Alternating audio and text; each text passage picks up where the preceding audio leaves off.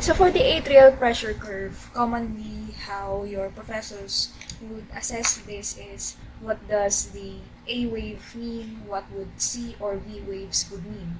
So basically your A wave means atrial contraction. That's it. But if you were going to expand it further, so during contraction, there is an increasing pressure. So in your right atrium, it would be around 4 to 6 millimeter mercury. And then your left atrium, so it's much thicker than your right atrium, it would have 7 to 8 millimeter mercury of pressure.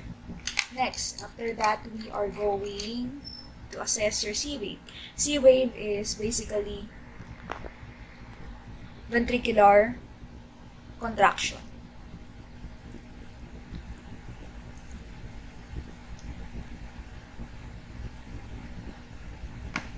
So that's it. So what happens during ventricular contraction? Your AV valves, there is a slight backflow of blood past your AV valves because of the ventricular contraction.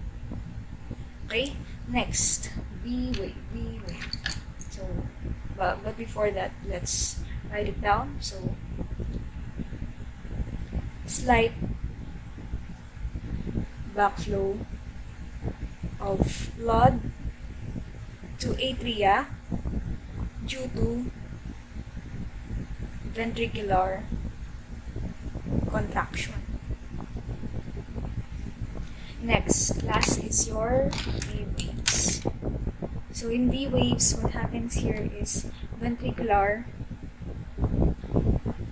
or the end of your ventricular contraction. End of ventricular contraction. So, or let's just say that this is your ventricular relaxation. So it has two phases. So let's divide that. First is when your AV valves are closed.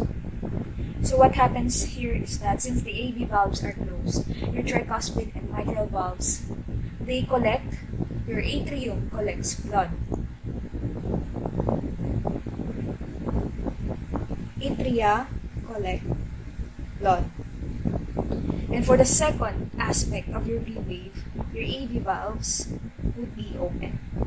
So the blood from your atria will go to your ventricles. So your ventricular contraction here is over and it will collect atrial blood to your ventricles. So that's it.